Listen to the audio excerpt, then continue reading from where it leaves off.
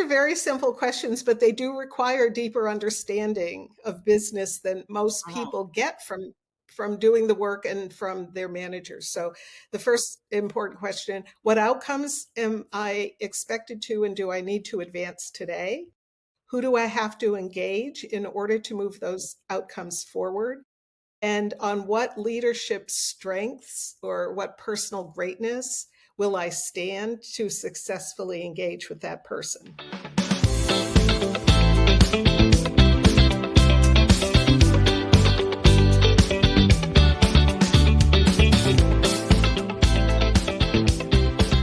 all right. Good morning, Susan. Good morning, Sandra. It's such a pleasure to talk to you today on our podcast episode. Of course, I come at this from such a fangirl experience point of view. I really love your material and our partnership. So it's such a pleasure to talk about it today. Yeah, likewise, it's mutual fan girls or women Yes, women. Yes. situation because what you've built is just amazing, you and Idana. And yeah, it's an honor to be in partnership. Awesome. So let's dive in and help everybody kind of, hear about how we got here and, really understand the differences and power of the solution, of our collaborative solution. So let's go back to where it all started. That's always a good place to start. So can you take us back to the moment, knowing your back, history, but back in 2000, there was a Business Week article that came out that really struck a nerve with you. Yeah. Took you down this path. Can you just walk us through that? And what was it that you discovered? What was it that discovered that back in 25 Yeah. years ago? I know. It shocked me to think that it's been 25 years. A whole generation of people have come into organizations since then. Right, And right. we'll talk about that Yeah. a little bit later, I'm sure. So I can remember it as if it were yesterday, though. I was standing in a magazine shop in the quaint little downtown of the town that I live in. And I was looking through something and I happened to look it had two rows of magazines. And I happened to look to the second row, and there on the top shelf was a Business Week magazine. And the title, the front page that I could read from, maybe 10 feet away, was As Leaders, Women Rule. So, of course, I had to walk over and pick it up because I had known this for a long time. I had, embarrassed to say, been working in organizations for a long time, and I knew, and in the insurance industry, so there were a lot of women managers, and I happened to know how good they were. So I picked up the magazine thinking, yay, awesome, finally a business magazine is writing about what I've known for a long time. And then I read the subtitle, and it was Female Managers Outshine Their Male Counterparts on Almost Every Measure. And I thought, okay, well, I know how women are great managers, but we still are in very low percentages at the top of organizations. What's that almost all about? If we're so good, why aren't there more of us at the top? So that led me to read the article. The article was a compilation of multiple studies, and I went into these studies to see where women managers were rated as outperforming men and where men were rated as outperforming women. And I discovered something that I've called the missing 33%. And it's the foundation of our work together, which is the importance of business savvy, because what I discovered, and I have updated the research in 2023, and not much has changed, that managers see women as outperforming men on interpersonal and intrapersonal skills of engaging the greatness in others. Mhm. That women and men back then were seen as equal on leadership attributes like hard work and strong ethics, uh, being smart and driven. They were seen back then as kind of equal. That in 2023, again, women were seen as outperforming men by managers in performance evals. But that when it comes to business, financial, and strategic acumen, managers see men as outperforming women on almost every measure. Mm. So on almost every element of business, financial, and strategic acumen. So I call that the missing 33% of the leadership definition, which is leadership is using the greatness in you to achieve and sustain extraordinary outcomes by engaging the greatness in others. Because managers perceive us as being less skilled than men on business, financial, and strategic acumen, to me, that explained why we're so good at working with people, but there's still not enough of us up at the top. Yeah. And that was So the starting of it all, trying to tackle, that and was of the course, starting of it all. Yeah. Yeah. going down Yeah. the rabbit hole, I imagine, and starting to figure out why, not why is that, and then being who you are, looking to change that, right? Could drive impact. Right. Yeah, Ex- because there was ample evidence that it's not that women can't be great at those things. Had already been some Fortune 500 women CEOs in the years that followed. That number increased. Now it's dropped off again. Yeah, so it's not that we can't. It was primarily about the perceptions Yeah, of our capabilities. and And I love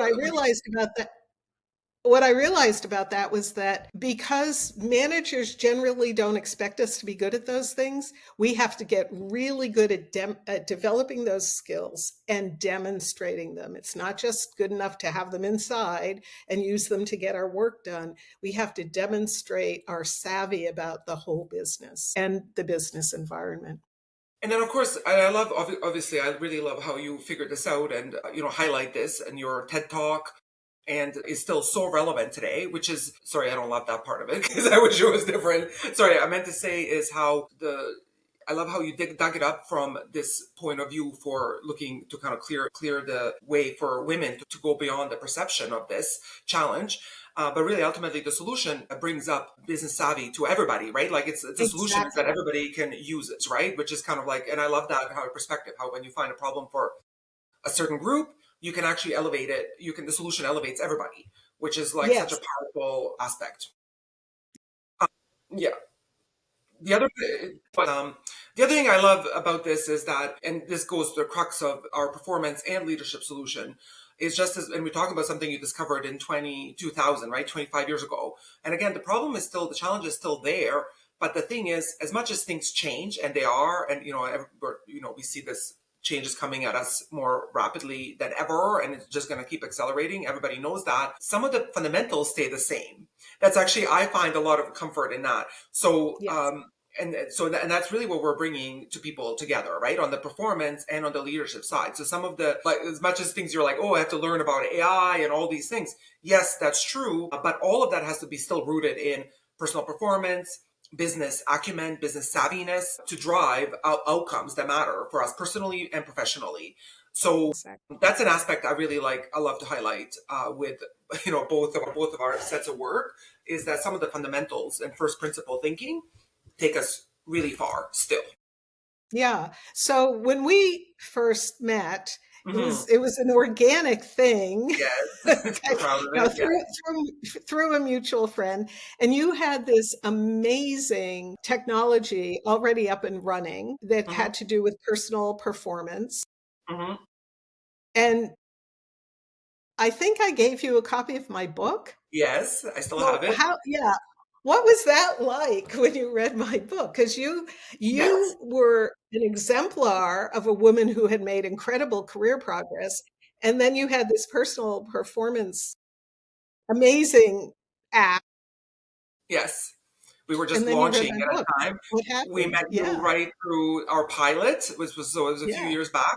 And yes, you gave me a book, and I didn't even plant this, but it's always within reach of my desk. There it is, and all posted up, like post-its everywhere. So I read it. I took it on a vacation I was coming up with, which I like to read these some important things like that. Gives me space. And I was just blown away from reading it. I just kept marking it up. I remember I sent you a picture of my favorite bits and I kept sending them and marking it. But yeah, to me, and as a person, and, thank you for the compliment. I really do think of myself as an accomplished professional woman. I had Mhm. come off of, I have just finished an executive role and I was launching this new company. And I have an engineering degree, I have an MBA. But I was reading your book, and I was blown away by how practical and systemized the approach was for distilling business acumen, financial acumen, and making it applicable to different roles and by level, which was this huge need that I saw and the gap that I saw. I could not believe it. So to me, what your material does is it really kind of systemizes and aggregates the best practices, skills, and habits of um, business, right? Business thinking, and it helps everybody understand it, puts it into action, which is really what we were doing on the performance side. So we were taking aggregated all of the, research approaches and making it very practical for people who are ready to grab it, to be and perform at their best. And then to me, it was a natural extension to, okay, once you get your personal performance habits going, and that's a lifelong journey, but once you Yeah. start down that path, you can start supplementing and building those business savvy muscles in such a systemized way that's industry agnostic and really, again, applicable by every level. So I got so excited, so excited, hence the text and the emails. And very quickly, we realized that this is the evolution of the product that would be perfectly in line with us trying to bring the solution to organizations to make the biggest impact possible in today's world. Yeah. And something you said made me want to reinforce your point about it's foundational. Hmm. And no matter what's going on around you, once you've optimized your personal performance, in order to, because we spend so much of our time on work and our livelihoods depend on our effectiveness at work, the ability to integrate the foundational understanding of business, where it's headed, the financial metrics and the role they play in decision making, especially, and what's happening strategically, integrating that just elevates us so Yes. powerfully. Yeah. Yeah, Yeah. that's So, what I love about it. It's the makes really complex situations, I don't want to say simple, but digestible, and really provides that clarity. yeah. It's so easy to get lost in today's world, right? On the personal side and in the work side, the projects, the business landscape, everything is ultimately so complex.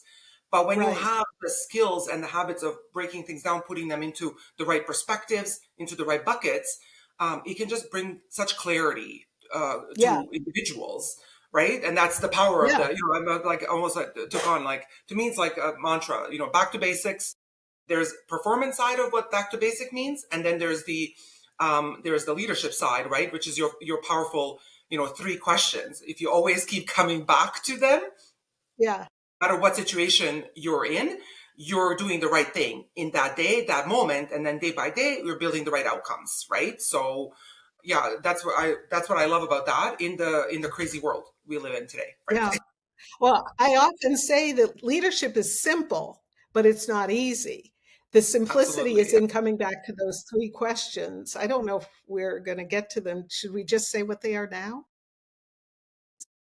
Yes, let's not tease people. Okay.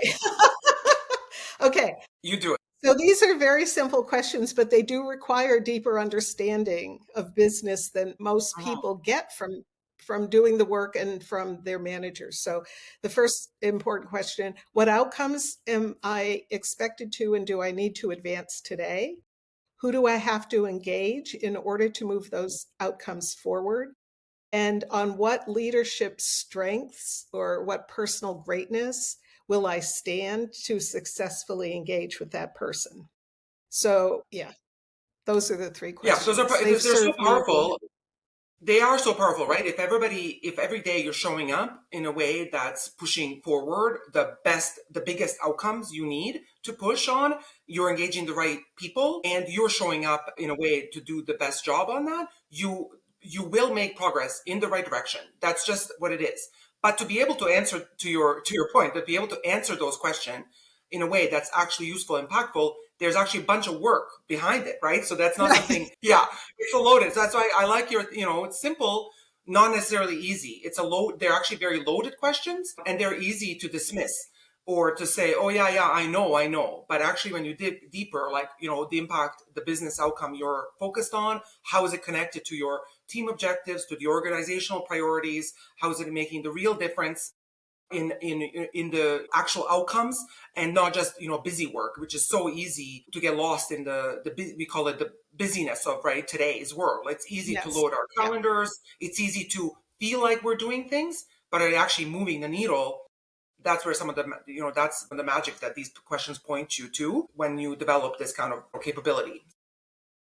Awesome. For sure.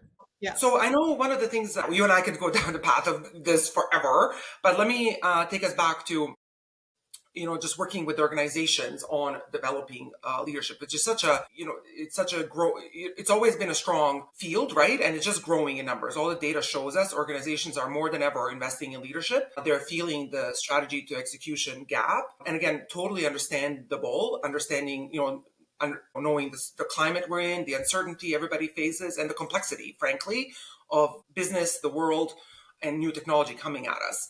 So, but this is nothing new, really, overall. It's always kind of something's always going on, right? Again, as much as things Exactly. change, they're the same. So traditionally and today, we still see this in place. The way organizations tackle leadership development, a much needed area, has many times is flawed because it really ultimately starts with a subjective selection. So can I ask you about, Mm. from your experience in decades in this field, like how do you see the typical cycle of this play out in organizations? So when I think about the flaws in leadership development today, I keep coming back to subjectivity in two areas. So the first is that all the root, if you think of leadership as a tree, leadership development as a tree, the roots are embedded in a time when all of the research was done on white men, probably mostly heterosexual,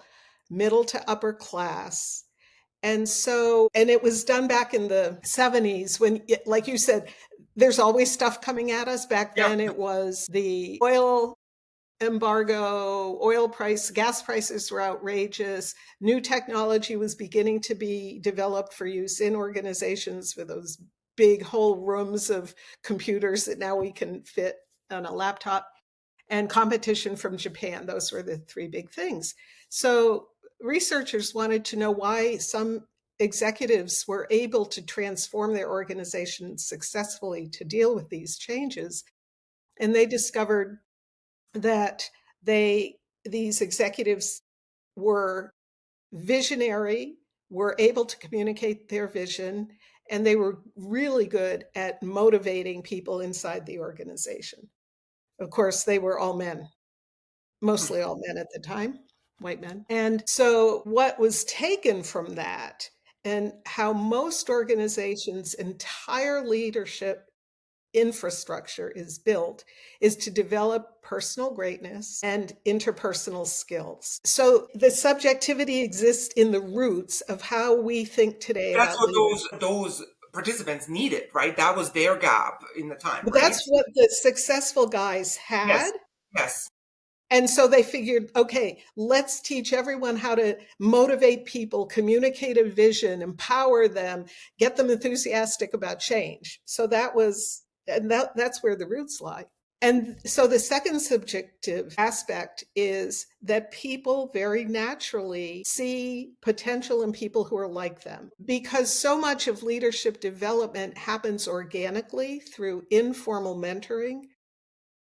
The people who were getting mentored over the years were people who looked like the people in power, mostly tending to be, not exclusively, obviously, but mostly tending to be white men, middle class, probably heterosexual. And so that just continues. We've got organizations creating definitions of leadership, performance evals around leadership, 360s around leadership, leadership development training, all over focused on engaging the greatness in others and personal greatness, like taking MBTI and all those kinds of internal insight tools. So as women became knocking more and more and more at the doors for wanting advancement, they weren't getting through the formal systems that all focus on interpersonal skills, and they weren't getting in most cases, any informal mentoring. So no one was elevating their business, financial, and strategic acumen.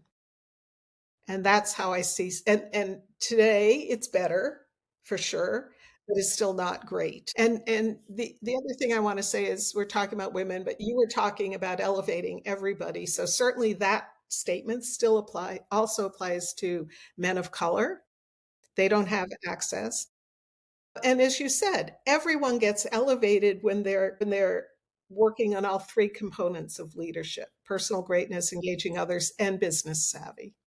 But You right uncovered this now, you uncovered this route, but again, like you uncovered this route, but really everybody benefits from this definition and working on all three parallels. And actually it's more about actually understanding your personal preferences, inclinations, and gaps and opportunities, right? And then closing them versus really assuming that everybody right, has is focused on the same gap, right, which is just not yeah, the case, right? Like, and that right, makes sense. Yeah, yeah. I loved this. Yeah, sorry, go ahead, please finish. Well, I was going to So ask. I mean, excited to see. Yeah. as I said, and you began to explain, you had an accomplished, very successful career. How do you see this? Yeah, that's great. Yeah, so I mean, for me, it was revolutionary to hear this story from you. So to actually understand, and I'm a systems. I pride myself on being a systems thinker. So I Yeah. love when we take challenges into the roots, right? To understand the root cause analysis and deal with it there. That's my trained engineering Yeah. brain. Thus, you became a chief technology officer. So Yeah, let's celebrate that because you're one of not very many women right, rising to that right. role. So I love, this is the kind of thinking that is very, powerful in general. So this took me down this path. And I basically, when you shared this with me, it resonated so strongly. And I can tell you that it resonates with everybody I share. I so proudly, shout this from the rooftops. And it's kind of like one of those things when you see it, you can't unsee it. So like, and I had been through my share of development programs, with some of the best companies and education institutes. And like, and I was immediate. I was like, I just saw everywhere. It was really about those communications, interpersonal skills. Like, and really, I was like, none of these things were about business, financial, and strategic acumen, not in general and not at the company. However, all the performance reviews and promotions, they're absolutely all of the outcomes. They're not really like negotiate. Of course, it's powerful or dress for success or speak with confidence. Yes, that's all components of it. But ultimately, when leadership gets in a room to discuss promotions opportunities, they're not talking about who speaks most confidently, right? We're measuring people on outcomes, but we're not training them that way at all. So when I saw this misalignment, again, it's something just changed my entire perspective on the industry and the approach organizations took. Yeah. The So, other, yeah, please go ahead. Yeah, no, go on. the other part that became so clear to me, which was one of the things which I saw a lot throughout my career and that of my colleagues, and of course I've been talking about this now for years, is that it really starts at the top. Leadership development starts at the top, and I can actually really understand the reasons behind it. Like, so there's practicality of investments required in time and money and rolling out programs, but that's what I really I got really rooted in the idea that like we are giving people training as a royal we in organizations when they are at the director level and above. And of course it varies by organization, but I've asked many, and this is one of the reasons for the podcast. We want to uncover, have these discussions and see how organizations are doing this in general. But my experience has been, you kind of make it through this mid-career, you're left to your own vices, right? To make it through mid-career, which is full of obstacle hurdles. And definitely when you think of a professional woman's path, even more so typically than men's path, right? And then those that make it and get, selected by somebody at the top through a mysterious selection process, then we're helping them. And again, not always even in the direct business acumen ways. So to me, this was just like such a partial solution to the potential of actually equipping your workforce to know what are the skills, knowledge base habits of being at their best through life and work and then really focusing their energy and time on business outcomes using their financial, business, and strategic lens. This is really where you are building a workforce that's going to deliver outcomes sustainably. And, so that's really Right. ultimately, I saw like we're, misfiring on the content and misfiring on getting it to the workforce at the right time. And that's obviously the basis of our solution, where we really like want to address those challenges that kind of, work a double whammy of Yeah. misalignment. So you were talking about the mystery of how people get selected. It reminded me that another piece of research that I did was for all of my clients, looked at their, and these are global companies mostly, I looked at their performance evaluations and I dropped each element that was being evaluated into one of the three buckets. Does this have to do with business, financial, and strategic acumen? Does this have to do with engaging the greatness in others? And does this have to do with personal greatness? So I can say that across the board, only about 23% of the items that people got evaluated on had to do with business, financial, and strategic acumen. And yet, as you rightly pointed out, that was the door. Having those things as they relate to achieving outcomes is really what's the important factor in determining someone's promotion ability. Yeah. Yeah. So, and there was something else I wanted to say about that. And I did have one client, and they were really a high performing company, but still the subjectivity was keeping women from getting to the top. Their performance evals did have 50% business, financial, and strategic acumen, and 50% engaging the greatness in others. So I thought that was really interesting. Yeah. Yeah. Yeah. And Anyway, that's good to see. Because I mean, obviously the performance, your outcomes are so linked with engaging others, right? In organizations, there's yes. really no I, right? Like we're all, personal success is also always linked to the performance of your teams and other teams, and getting that alignment all the way to organizational success. So in a corporate environment, that actually makes a lot of sense. I love when I see organizations Yeah. recognize those. And that's of course like where our the beauty of our collaboration actually also makes me want to speak up about highlighting it, because I like, again, your definition of leadership is so practical and actionable, which is what I Mhm. really like. That's what we want to give people, way beyond, we say, being bombarded by tips or tricks or inspirational elements. We are really focused on building up a foundational skills and habits that support people's performance and leadership, right? And in a practical way. That's the big differentiator that we're bringing together. And And at every level. and at every level. So And at every level. that absolutely. So everybody can start where they're at, and then again really work towards closing their own gaps, right, as it makes sense in this phase of life and career.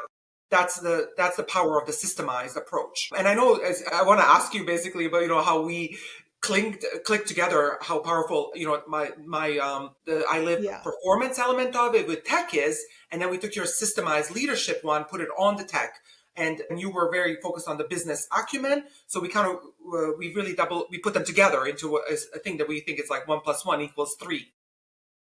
So, but I kind of gave away the answer because I get so excited and passionate when I talk about it. But yeah, like let me just hear you and let me ask you in your own words about that, philosophical alignment of how our pieces fit together, and then really how ultimately the I.Liv tech and the personal piece that we start with kind of closes some of the gaps that how it extends your program from that you've been delivering for decades, right? To what Yeah. you said, global, Yeah. and to the Fortune 500 So companies. when I first heard about I.Liv, I was so impressed that you had taken high quality research about personal Hmm. performance Hmm. and created an actionable, just in time tool Hmm. to enable people, to enable your users to every day make sure that they were moving in the direction that they wanted to go. And that you supported that with all kinds of knowledge and resources and all the bells and whistles that are available on a mobile app to keep people engaged and feel and tracking their progress Hmm. from a personal basis. And I thought to myself at the time, this is brilliant. I have wanted to create a mobile app for just leadership, but that would have been less effective than pairing it with the personal performance Hmm. component. And oh, wouldn't this be a brilliant collaboration if we could integrate the leadership, especially with its emphasis on business, financial, and strategic acumen, with the I.Liv Performance tools and create a just in time, in your pocket, progress tracking, focus maintaining app to help people be more successful in their careers and thereby, and this is the really important point, which we've talked about a gazillion times, elevating organizational performance. Hmm. Because the more people who are who have a resource like this and use it, the more overall organizational performance will improve. Hmm. In a true organic way, not in a flash of a pan way. That's really what, Right. again, we were very much like, and that's the whole point of our app too. It's like, having, and really, yeah, realized along the way that these really powerful concepts sometimes is they need to be applied. The key is to apply them consistently. That's actually, and we see this all the time when you think about the atomic habits and and all kinds of books and research on that leads the way on what it really takes to drive change and performance and improvement. It's actually about consistency of the habit. So we can be directly coached by the top leader in the world. Warren Buffett can sit with us for like a day and give us all his wisdom. We have to wake up the next day and do things differently in order to action that. And that's the challenge of it all too, right? With the inspiration and knowledge is all, it's a like I said, flash in the pan is the best analogy to do it. We are trying to help people put these powerful concepts into action consistently. Yes. And that's where the idea of the basically performance and leadership toolkit in your pocket. So because of course all of us, like, we have phones with us 24/7 for the better and the worst of it all.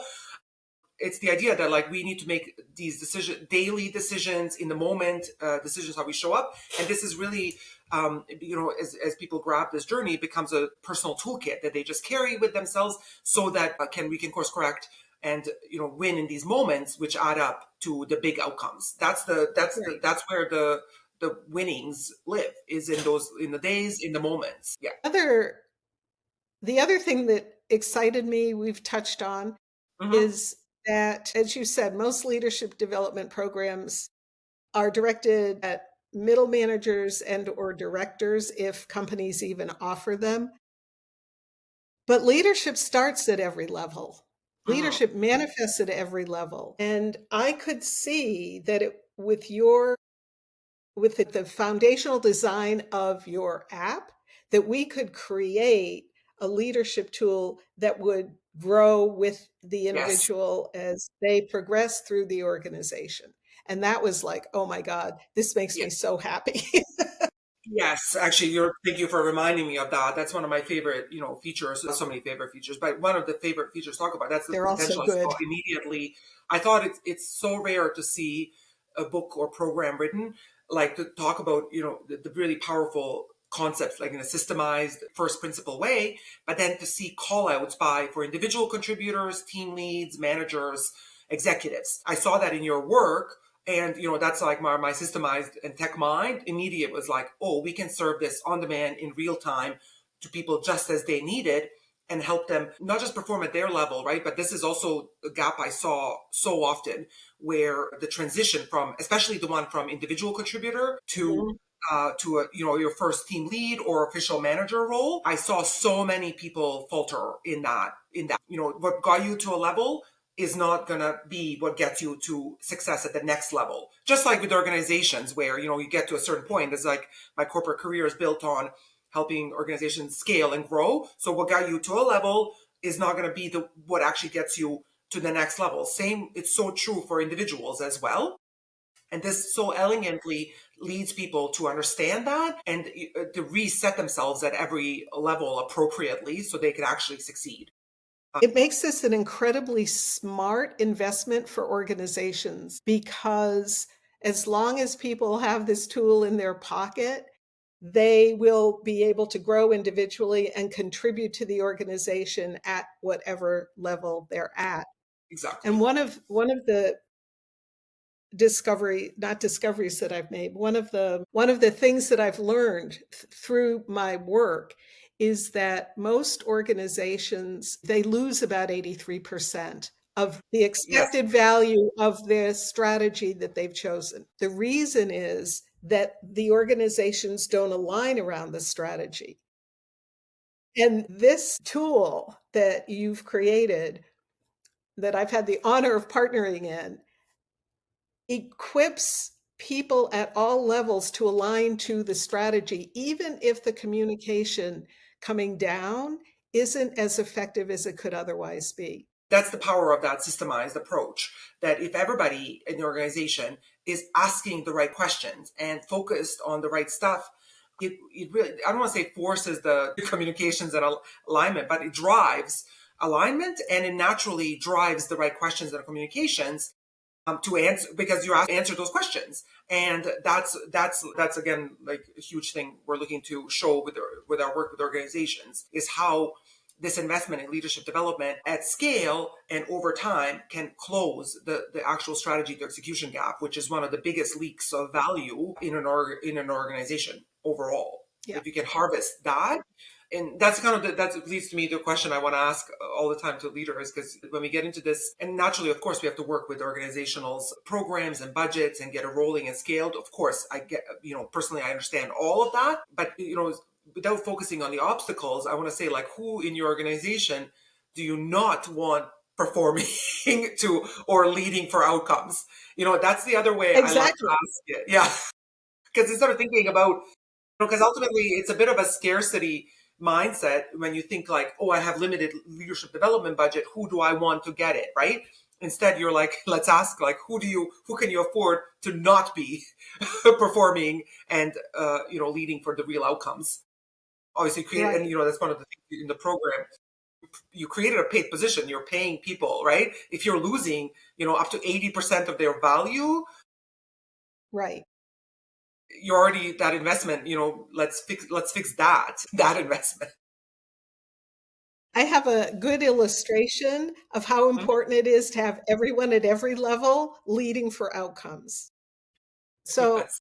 I write about this in my book. It's one of my favorite stories of all time related to this topic. I was facilitating the redesign of workflow in a pediatric cancer center. And in the room was the director, the nurse manager, and all the staff, not all the staff, but like the administrative staff, not Mhm. the nursing staff. And the Mhm. project was overseen by the vice president. Mhm.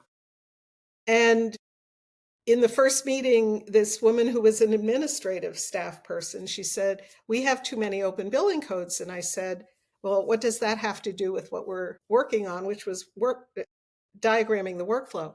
And she said, "Nothing." I said, "Okay, we'll come back to that. I'll put it on parking lot."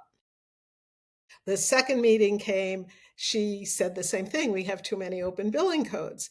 So I said, "Okay, we've got that. I promise you I'll come back to that." The third meeting, and this is an administrative person, Yeah. says we have too many open billing codes. And I said, "Helen, let's talk about that after this meeting because it doesn't have anything to do with what we're doing. But I hear you. I hear that this is important." Now, I want to take a little side path here. One of the things I asked her after the meeting was, "How long have you been raising this issue?" And she said, "Oh, I've been raising it for years." So this is to the subjectivity of where we look for leadership. She was an Mhm. administrative person. She Mhm. wasn't a nurse. She wasn't a nurse manager. She wasn't a director. She obviously wasn't a VP. No one in that chain Yeah. paid her any attention because she was an administrative person. So subjectivity isn't only around gender and Yeah. race and all of that Yep. other stuff. So it can also be kind of status. So after the meeting, we sat down and I said, "Helen, what does it mean that there are too many open billing codes. And she said an open billing code is applied to treatments where we don't get paid for. It can be drugs, it can be procedures, it can be medications. And I said, well, how many of all what goes on in the pediatric cancer center, how many procedures and medications have open billing codes? And she said 50%. Wow. Yeah. So long story short, we did research. The first month we fixed that problem, $250,000 to the bottom line. I love that story. Yeah. I So love that story. of That's course exactly, yeah. organizations want everyone leading at every level. Yeah. Yeah, of course. And that this is so goes to the crux. I get you goosebumps. Look at that's my telltale sign when something hits hard. Like, um, I so relate to this, and it's such a great, powerful example because it's rare to get it so directly linked to a giant business outcome of revenue, right? Straight up, like nobody needs to understand deeply that creates a huge impact on the bottom line. So it's nice to illustrate that. But this is, of course, why, as a part of any transformation and growth, I always insist on looking at processes like end to end and across all stakeholder groups. And I get pushback on that all the time in general. So not even, with leadership development, but in general, because there's like, oh, no, you can meet with like the CFO or the director of IT. They'll tell you how the flow goes. And I'm like, yeah, I will meet with them and I will understand how the flow goes. But I also want to talk to every single person touching that flow, like as a part of a current state assessment and what you were doing, right? Like mapping the process and improving, because you have to get everybody's perspective on it. And now to think back, because in some of the, sometimes, again, mostly it's not as obvious as this gap, but there's so much power in understanding everybody that touches the value stream at an organization. They each have a role in it.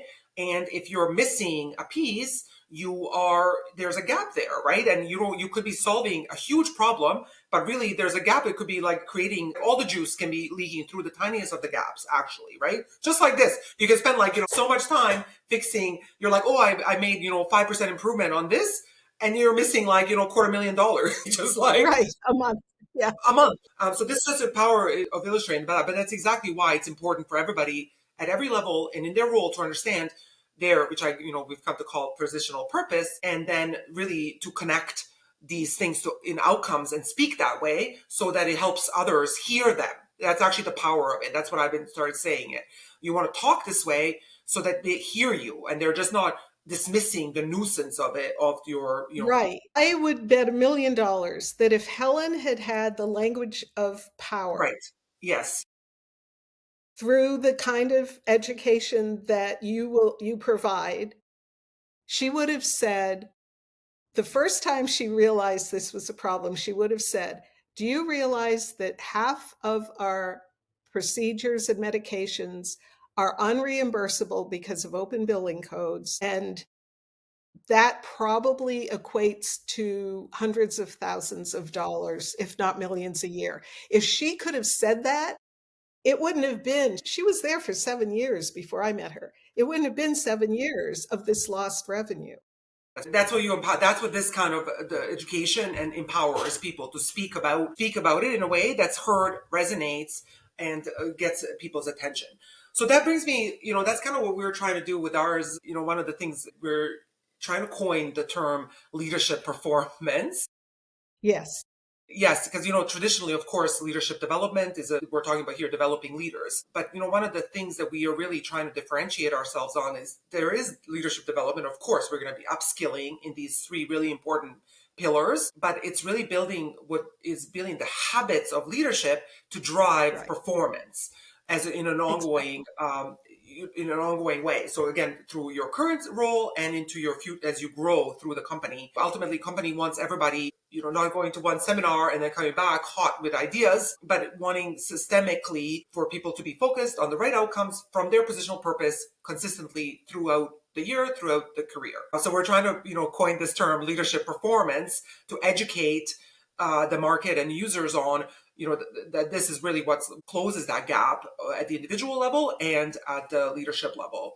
And I know you love the term, and that really is so both of our worlds coming together. So we're so excited, so excited about that. One of the reasons I love it so much is because, as I said earlier, most leadership development programs focus on improving interpersonal and team skills. Right. What good are interpersonal and team skills if we aren't also keeping people focused on the business? And it's way too often that I have seen skill development, interpersonal and team skill development activities totally disassociated from business outcomes, from the strategy, Mm-hmm. from financial knowledge that improves decision making. So this marriage is like, for me, it's heaven on earth, and focusing on leadership and performance simultaneously, that's a huge value to organizations, and the return on investment will be, it has been and will be amazing. Really excited for really changing the perspective of how companies think about leadership today and setting everybody up for success in the modern world, workplace, and ultimately setting the organizations up for success, which we still deeply believe is absolutely possible. And we are really excited about the impact we're looking to drive with some of these really exciting contents today.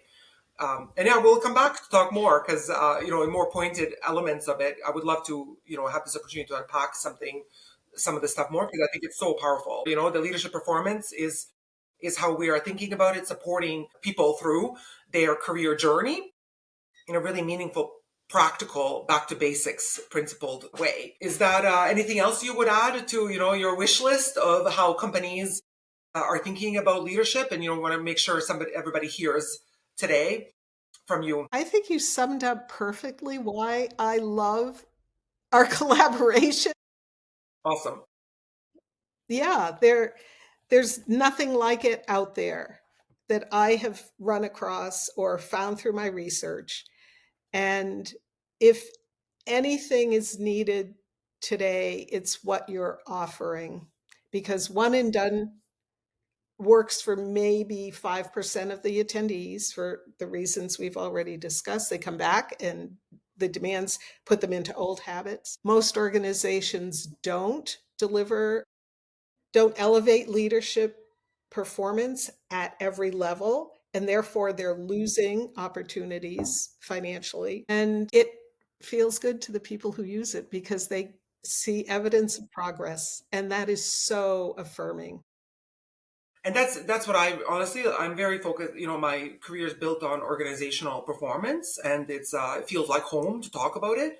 But the idea to also be helping individuals feel and do better in today's world is a really big motivator for me personally in doing this, and driving this impact across. Because this is something I've been successful, proudly so. I say, the results I've delivered over my career, I'm so proud of them. But I'm a lot of retrospection. I'm most proud of helping bring up leaders along the way and having them not stressed out and overwhelmed, but handling situations with control and empowerment. Not to say that it just your problems go away or they become easy, but raising the sense that I know what to do and I'm capable of doing it, and building that growth mindset in a practical way is such a powerful, it's so amazing to see. So to me, that's a big driver between what we're doing, is creating this win-win situation between where individuals can truly thrive, but in a way that serves the organization as well. I believe in that world, and that's what we're trying to build here. That's what keeps me going forward. Exactly, exactly. And you've built a perfect tool for doing that. And I applaud you and honor you and am deeply grateful that I've been part of.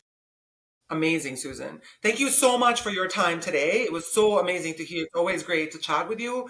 And, I always learn something new and a new positioning. I took a bunch of notes right from this again. I want to come back to. And then, yeah, more to come for sure. Have, Look have a forward to great it. day. Okay, bye-bye.